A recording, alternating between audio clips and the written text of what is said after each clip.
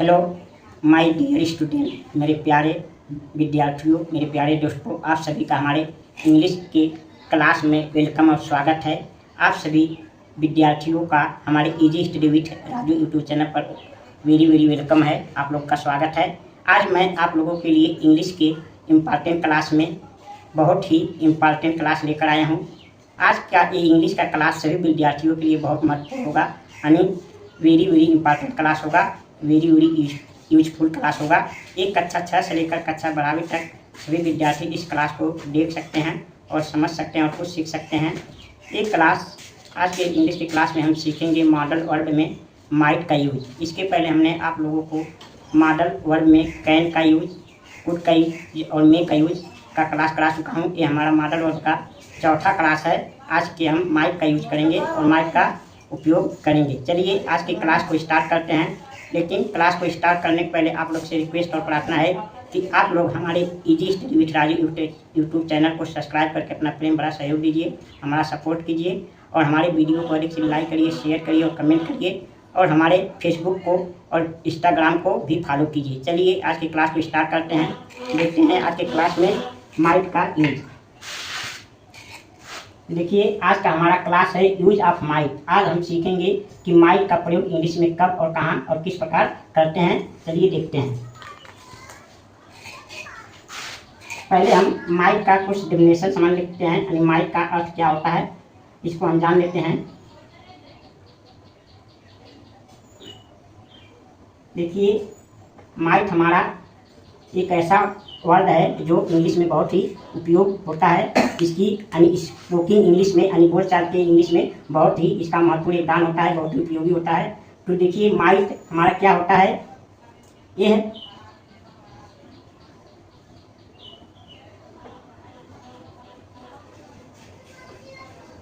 मे का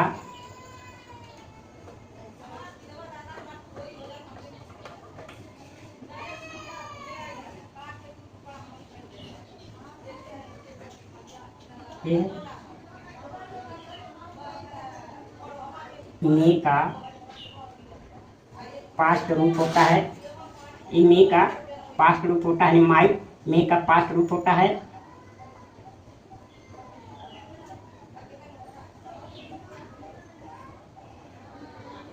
पास्ट रूप होता है। इसका शाब्दिक अर्थ यानी माइट का शाब्दिक अर्थ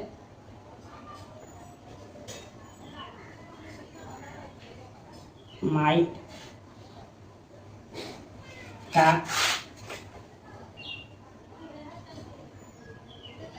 शाब्दिक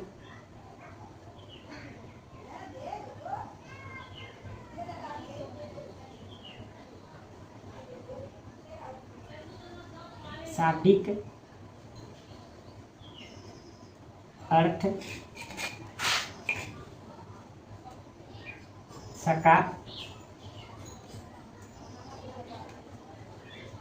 सका या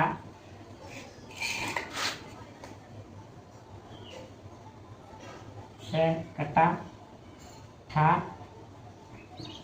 होता है।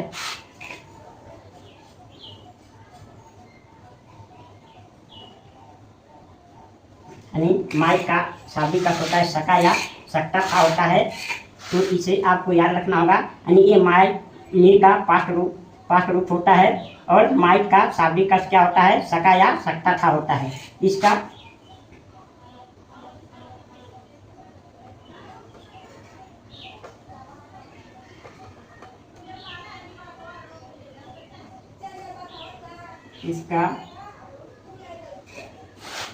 यूज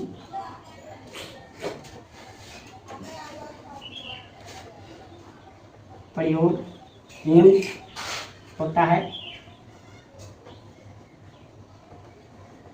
निम्न है यानी इसका यूज निम्न है, ये निम्न प्रकार से यूज होता है। यहाँ देखिए ये रूप, यहाँ रूप रहेगा, रूप होता है। तो इस प्रकार हम माइट के डेफिनेशन को यानी इसकी परिभाषा को आप याद रख सकते हैं कि माइट जो होता है मे का पास्ट रूप होता है। माइट का शाब्दिक अर्थ सका या सकता होता है। इसका यूज निम्न प्रकार होता है। देखिए इसका यूज नंबर 1 देखते हैं। यूज नंबर 1 यानी माइक का यूज नंबर 1, इसका प्रयोग 1 देखते हैं। देखिए यानी पॉसिबिलिटी के लिए इसका यूज होता है।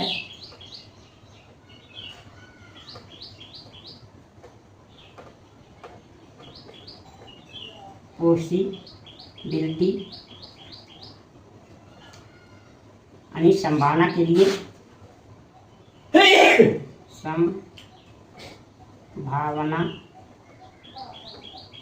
संभावना के लिए होता है। यानी माइक का यूज नंबर 1 होता है क्या, पॉसिबिलिटी यानी संभावना के लिए होता है। जिस वाक्य में हमें कोई संभावना दिया हो यानी कोई पॉसिबिलिटी दिया हो, उस वाक्य में हम माइक का प्रयोग करते हैं। वहाँ क्या करते हैं, माइक का प्रयोग करते हैं। यानी इसमें पॉसिबिलिटी व्यक्त किया होता है, अभिव्यक्त किया जाता है, एक्सप्रेस किया जाता है, उसमें माइक का प्रयोग करते हैं। देखिए एग्जाम्पल, जैसे आज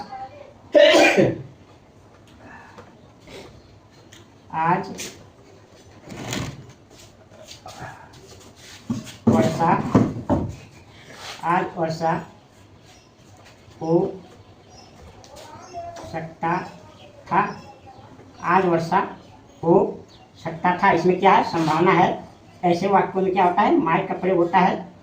आज वर्षा हो सकता था, तो यानी इसमें सब्जेक्ट नहीं दिया है, जिस वाक्य में सब्जेक्ट नहीं देता है वहाँ हम क्या इट का प्रयोग करते हैं। तो इट माइट रैन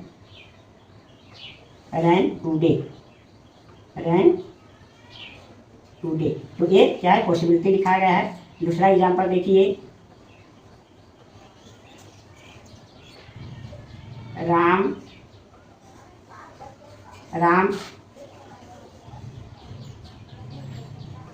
नदी में डूब सकता था। राम नदी में डूब सकता था, ये क्या है, संभावना है। तो यहाँ क्या होगा, माइक का प्रयोग हुआ। Ram might sink in river, तो ऐसे वाक्यों में क्या होता है, माइक का प्रयोग होता है। देखिए माइक का यूज नंबर 2 देखते हैं। माइक का यूज नंबर 2 यानी इसका दूसरा यूज क्या होता है। देखिए माइक का यूज नंबर 2 होता है, यानी polite request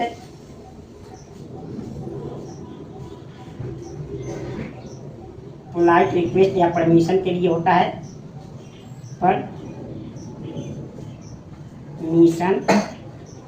polite request permission यानी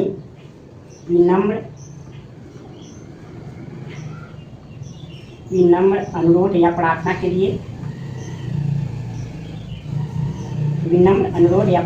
लिए, माइक का प्रयोग होता है, या अनुमति के लिए। जब हम किसी से विनम्र निवेदन या प्रार्थना करते हैं, या तो किसी से विनम्र होकर अनुमति मांगते हैं, तो वहाँ क्या प्रयोग होता है, वहाँ माइक का प्रयोग होता है। पोलाइट रिक्वेस्ट या परमिशन के लिए, विनम्र अनुरोध के लिए, अनुमति के लिए माइक का प्रयोग होता है। जैसे देखिए एग्जाम्पल,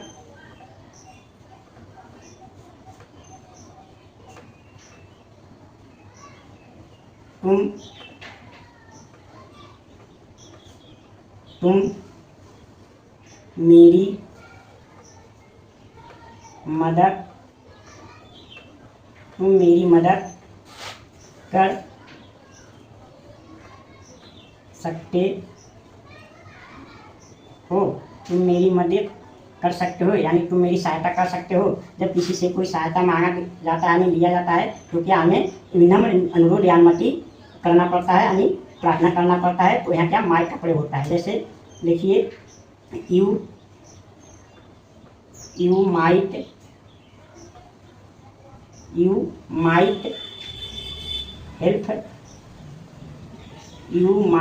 हेल्प मी, तुम मेरी सहायता कर सकते हो।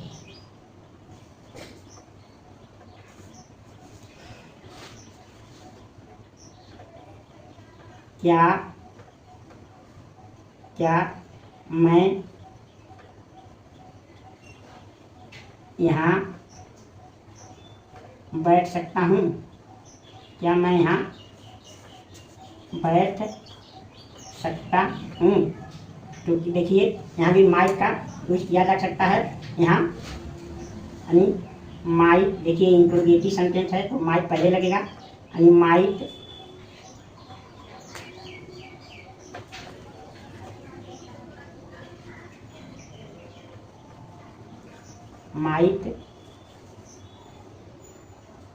आई सिट हियर, यानी ये यहाँ किसी से बैठने के लिए यहाँ अनुमति मांगा जा रहा है। क्या मैं यहाँ बैठ सकता हूँ? तो यहाँ क्या होगा, माइट का प्रयोग होता है। तो इस प्रकार माइट के ये दूसरा यूज है। चलिए हम माइट के तीसरे यूज को देखते हैं। माइट का यूज नंबर 3 देखते हैं। यूज नंबर 3, यानी माइट का तीसरा यूज कहाँ होता है?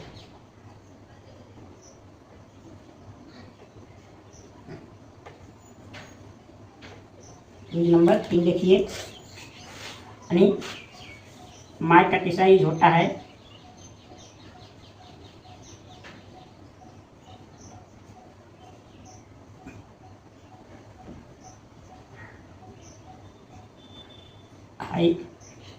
हाइपोथेटिकल,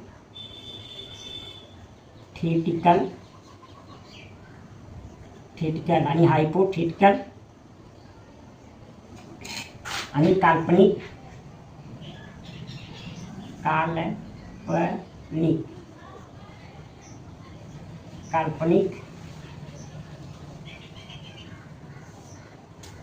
काल्पनिक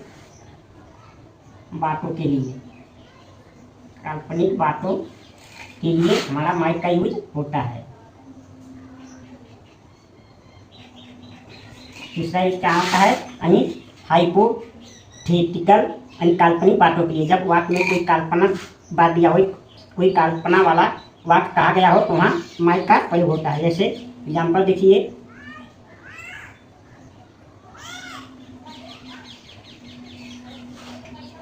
यदि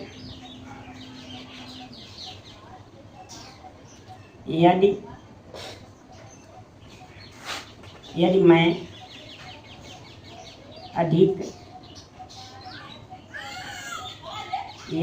अधिक पैसा कमाता, यदि मैं अधिक पैसा कमाता तो मैं बड़ा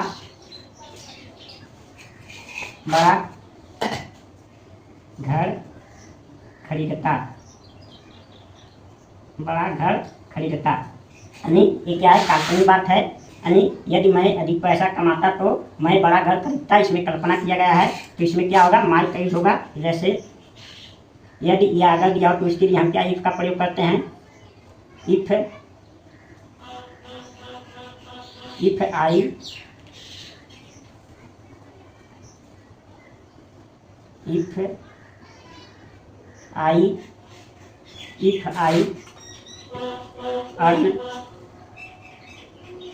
अर्न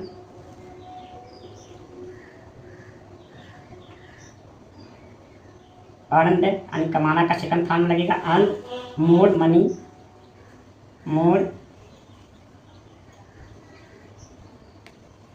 यानी यदि मैं अधिक पैसा कमाता तो क्या हो जाएगा, if I earn more money, तो आई माइट, यहाँ माइट का प्रयोग होगा। I might by big house, तो मैं बड़ा घर खरीदता। तो ऐसे वाक्यों में कल्पना किया जाता है। यहाँ क्या होता है, माइट का प्रयोग होता है। यदि मैं अधिक पैसा कमाता तो मैं बड़ा घर खरीदता। If I earn more money I might by big house. अब दूसरा एग्जाम्पल देखिए, जैसे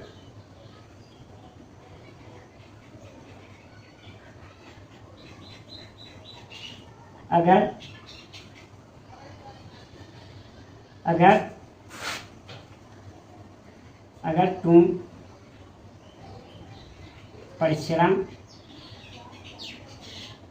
तुम परिश्रम करो यदि तुम परिश्रम करो तो तुम सफल हो सकते हो, सफल हो सकते हो। यानी इसमें कल्पना की जगह है कि अगर तुम परिश्रम करो तो तुम सफल हो सकते हो। तो if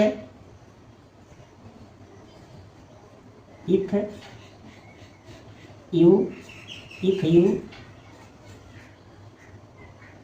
work hard, if you work hard, यदि तुम परिश्रम करो तो तुम सफल हो सकते हो। यू माइट, यहाँ माइट का यूज होगा, यू माइट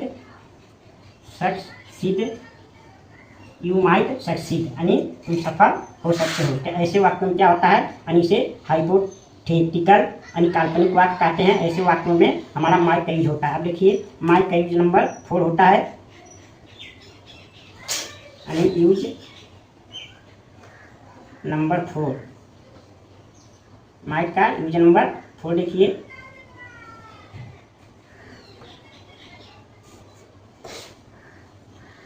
यूज नंबर 4 यानी इसका चौथा यूज देखिए, यानी क्या होता है, इनडायरेक्ट स्पीच,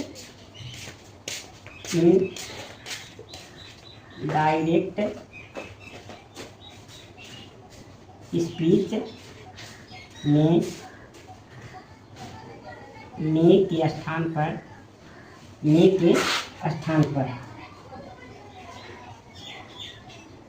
पर यानी माइक का प्रयोग होता है। जब हम इनडायरेक्ट स्पीच लगाते हैं तो वहाँ मे के स्थान पर क्या होता है, मे के स्थान पर माइक का प्रयोग होता है। जैसे एग्जाम्पल देखिए,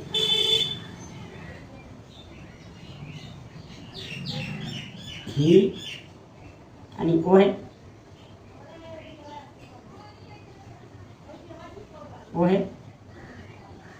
कहा, वो कहा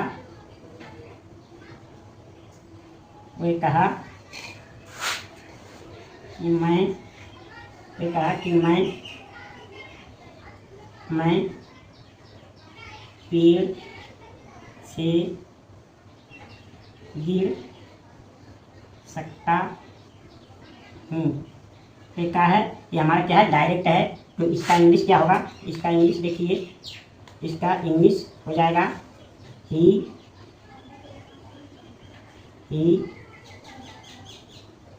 said इन्वर्ट कामा आई में फेल फ्रॉम ट्री,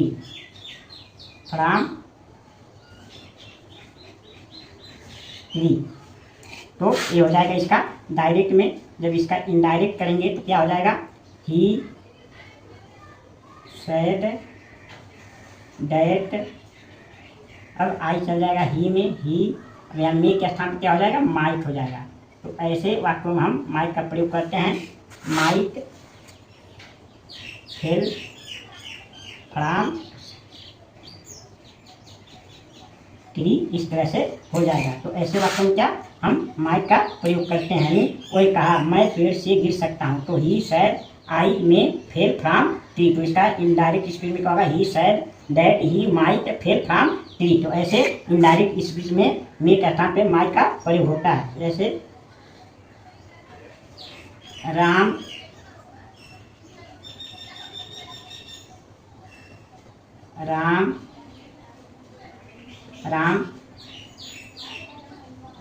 कहा राम कहा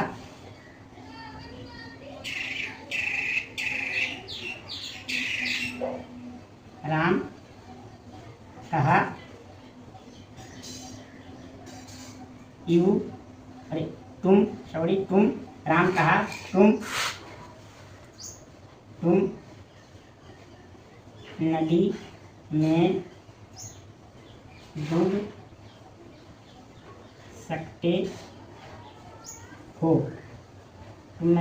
डूब सकते हो, तो इसका पहले यदि आप इसे डायरेक्ट में बनाएंगे तो हो जाएगा Ram said kata you inverted comma you may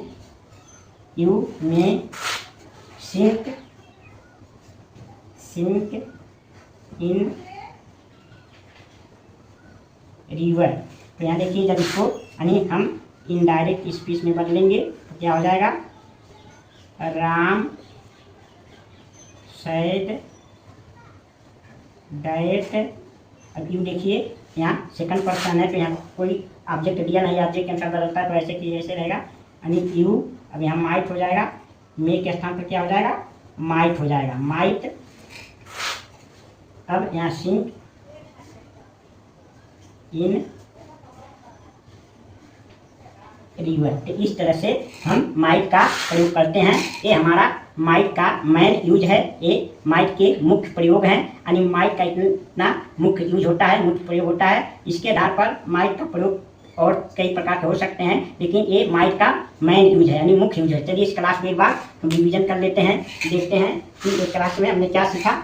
देखिए आज की क्लास क्या है, यूज ऑफ माइट यानी माइट का प्रयोग। देखिए माइट यानी ये मे का पास्ट रूप होता है। माइट क्या होता है, मे का पास्ट रूप होता है।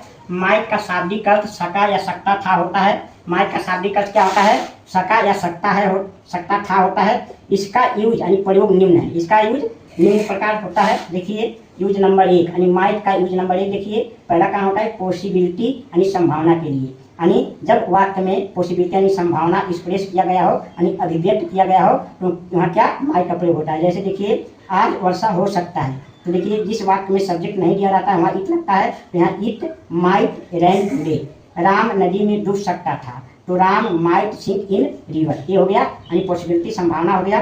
दूसरा यूज देखिए पोलाइट रिक्वेस्ट या परमिशन के लिए यानी विनम्र अनुरोध यानी प्रार्थना के लिए, विनम्र अनुमति यानी आज्ञा के लिए। जैसे तुम मेरी मदद कर सकते हो, यहाँ क्या किया गया है, अनुरोध किया गया है, किसी से प्रार्थना किया गया है, तुम मेरी मदद कर सकते हो तो यू माइट हेल्प मी।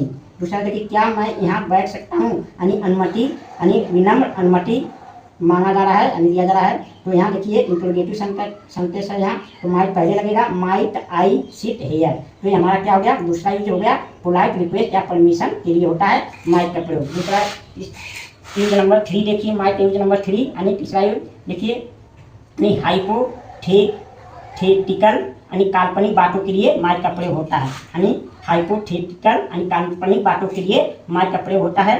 तो देखिए यदि मैं अधिक पैसा कमाता तो मैं बड़ा घर खरीदता। एक कल्पना है यानी कमाता नहीं लेकिन कल्पना कर रहा हूँ, तो ऐसे में क्या होगा, माइट का प्रयोग होगा। इफ आई अर्नड, यहाँ अर्न का सेकंड फॉर्म है more money, I might by big house. तो ऐसे वाक्यों में यहाँ माइट का प्रयोग हुआ, यहाँ माइट का प्रयोग हुआ। दूसरा वाक्य देखिए अगर तुम परिश्रम करो तो तुम सफल हो सकते हो, यानी परिश्रम करोगे तो कल्पना किया जाए कि सफल हो सकते हो। इफ यू वर्क हार्ड यानी तुम परिश्रम करो तो यू माइट सक्सीड, तो तुम सफल हो सकते हो, यहाँ माइट का प्रयोग किया गया है। माइट का यूज नंबर 4 यानी यूज नंबर 4 माइट का प्रयोग कहाँ होता है, देखिए इनडायरेक्ट स्पीच में मे के स्थान पर माइट का प्रयोग होता है। यानी इनडायरेक्ट स्पीच में मे के स्थान पर माइट का प्रयोग होता है। जैसे देखिए वह कहा मैं पेड़ से गिर सकता हूँ, ही सैड इन्वर्टेड कामा आई में फेल फ्रॉम ट्री। देखिए इसका इनडायरेक्ट स्पीच जब बनाएंगे ही सैड दैट हो जाएगा, he might fell from tree हो जाएगा। दूसरा वाक्य देखिए राम कहा तुम नदी में डूब सकते हो, तो Ram said inverted comma you may sink in river. तो इसका इनडायरेक्ट स्पीच में क्या हो जाएगा, राम सैड दैट, यहाँ यू यानी माइट हो जाएगा, मे के स्थान पर क्या हो जाएगा, माइट हो जाएगा और सिंक इन रिवर। इस तरह से हम माइट का प्रयोग करते हैं। यदि आप लोगों को हमारा एक क्लास पसंद आया हो तो अधिक से अधिक लाइक करिए, शेयर करिए और कमेंट अवश्य करिए। यदि आप लोगों को इस क्लास से मदद मिलता हो तो आप लोग हमारे easy study with Raju YouTube channel को सब्सक्राइब करके अपना प्रेम भरा सहयोग दीजिए, हमारा सपोर्ट कीजिए। यदि आप इस क्लास को 1-2 बार देख लेंगे आप माइक के प्रयोग में कभी गलती नहीं करेंगे। ये हमारा मॉडल वर्ब का चौथा क्लास है। इसके पहले हमने मॉडल वर्ब में कैन कुड में का क्लास करवा चुका हूँ। हमारा चौथा क्लास माइट का यूज था जो बहुत महत्वपूर्ण है। हमने मॉडल वर्ब को एक क्लास करके आपको सिखा रहा हूँ ताकि आप लोग को पूर्ण ज्ञान हो जाए इन मॉडल वर्ब का, क्योंकि ये इंग्लिश में बहुत ही महत्वपूर्ण योगदान इनका होता है और स्पीकिंग इंग्लिश में भी इनका यूज होता है। तो मुझे आशा विश्वास है कि आप लोगों को ये क्लास पसंद आया होगा, आपको इंग्लिश सीखने में मदद मिलेगी। यदि मदद मिल रही है तो आपसे फिर वही रिक्वेस्ट है कि आप लोग हमारे वीडियो का लाइक करिए, शेयर करिए, कमेंट करिए और हमारे easy study with Raju YouTube channel को सब्सक्राइब करके अपना बड़ा सहयोग दीजिए। हमारे फेसबुक को फॉलो कीजिए और हमारे इंस्टाग्राम को भी फॉलो कीजिए। अब मिलेंगे आप लोग से अगली क्लास में, तब तक के लिए आप लोगों को बहुत बहुत धन्यवाद।